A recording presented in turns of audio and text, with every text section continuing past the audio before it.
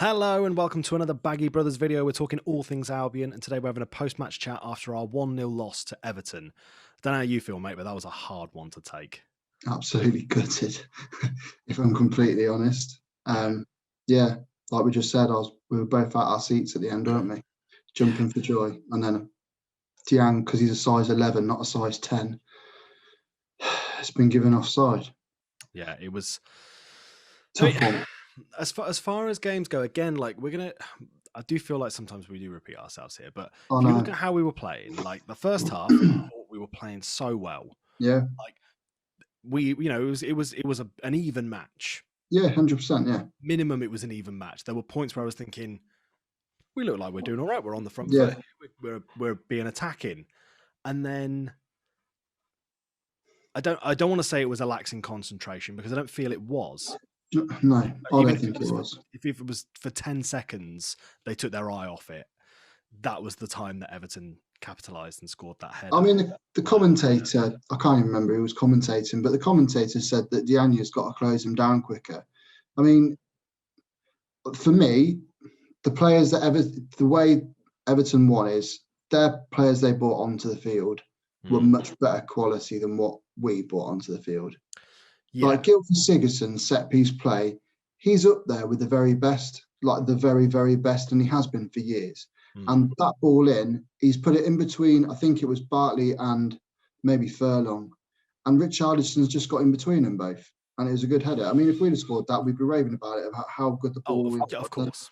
It was it was a really good goal. So I don't think you can criticise any of them boys today. I think everyone put an absolute shift in.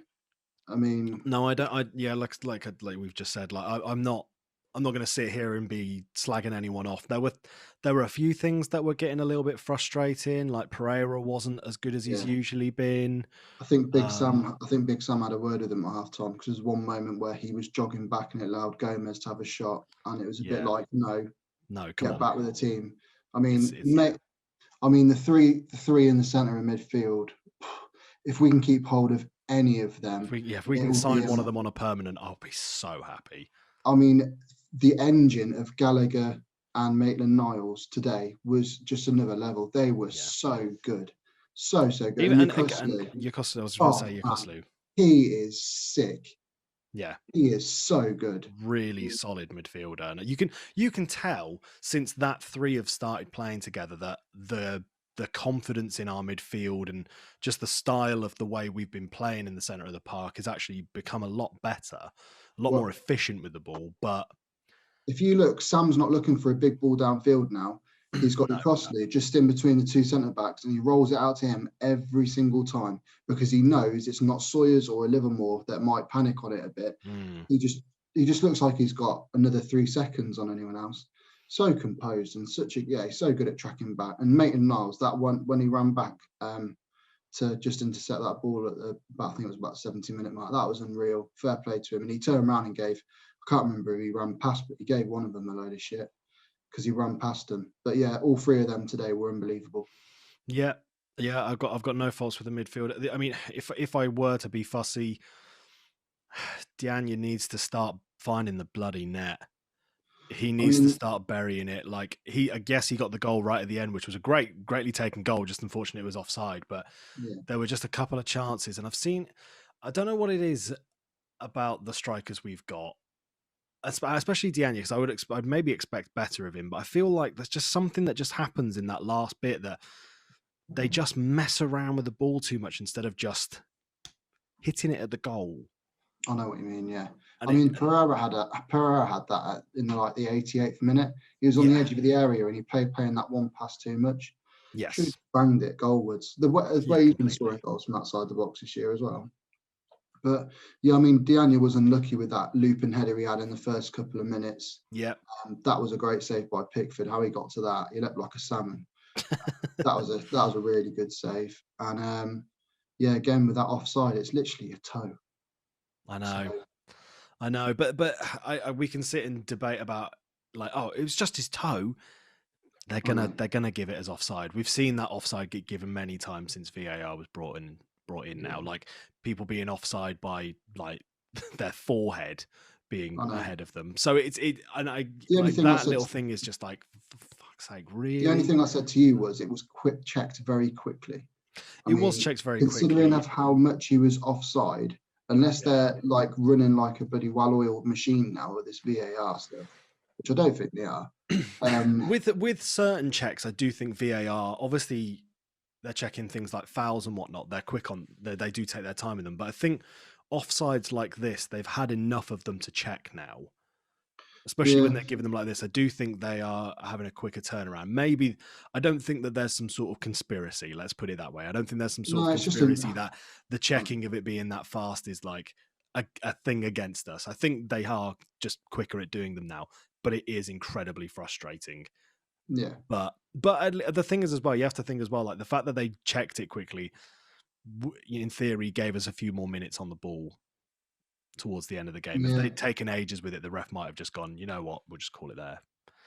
So we had an opportunity to do something else, yeah. but So yes, here's the big incredibly question frustrating. then. We've obviously got Newcastle in 2 days' time. Yeah. I think we're gonna have to look at rotating because those boys put a hell of a shift in tonight. Mm-hmm.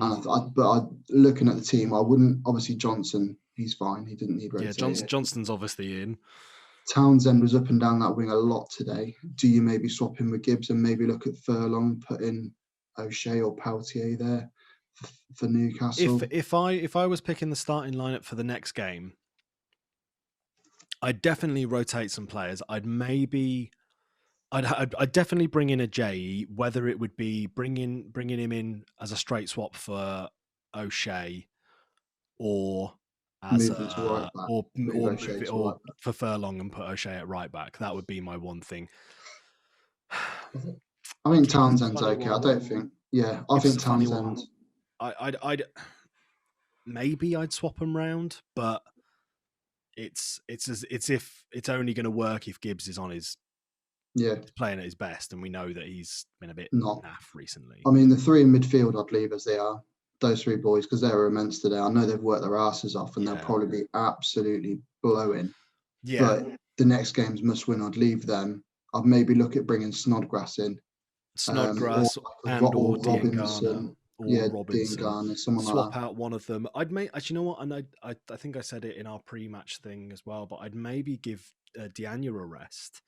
Not out of thinking that he's played badly, because I actually think he's been pretty decent since he's come in. Like, he's been unfortunate not to get loads of goals, and sometimes it's a bit like, if only you just got the target on. But maybe giving him just a rest and starting someone like Robinson, maybe.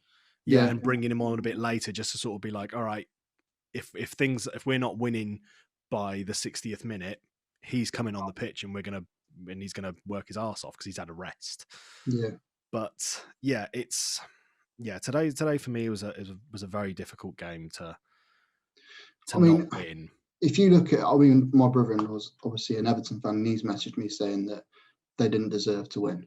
And I think everyone saw that they didn't deserve to think. We should have had a draw out of that as minimum. Yeah, I think they were very fortunate, but we've obviously got to move on, haven't we, from it and rebuild ready for Newcastle. The solace that we can take from it, some solace we can take from it, is obviously Fulham didn't win their game.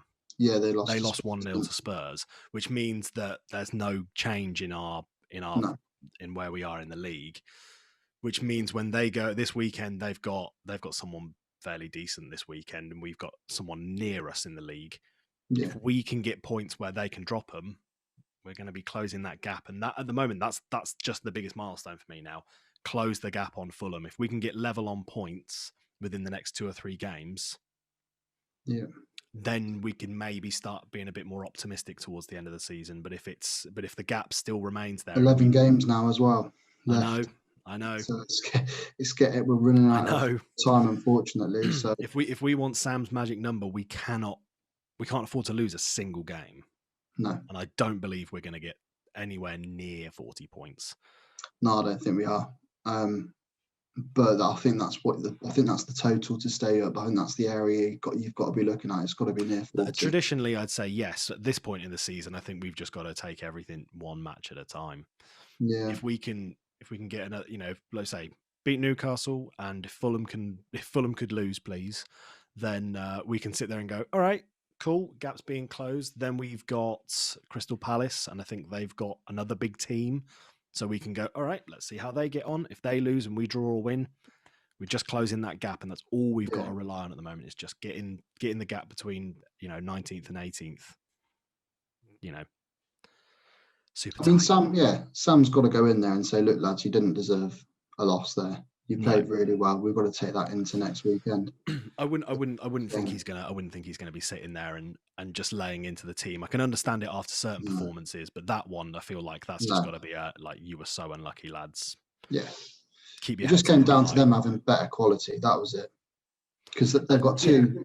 I think Bartley and O'Shea had their hands full tonight with Richarlison and Calvert-Lewin, two big strikers that are good in the air. I mean, complete pains in the arse. They're not where they are in the table for nothing, are they? They're fourth, so they're a decent team. So yeah, it's unfortunate that we didn't get anything out of the game, but it's not a negative performance for me. No. Sames. Right. Okay. Keep your heads up, boys. Come on. Keep going. Everyone, just keep happy. Keep them chins. Right. Small little announcement, obviously, just before we close things off. We've got a video coming out tomorrow with Louis from the Baggies podcast. And we are talking about his best 11. So make sure you keep your eyes peeled for that video coming out. And then we have got another chat coming out, obviously, on Monday with some other West Brom content creators. So keep your eyes peeled for that. But obviously we've got the game on Sunday as well to speak about first. So if we don't see you in the video tomorrow with Louis, then we will see you on Sunday. Make sure you click subscribe and like, because those things help us out. Socials are on the page, and we will see you next time.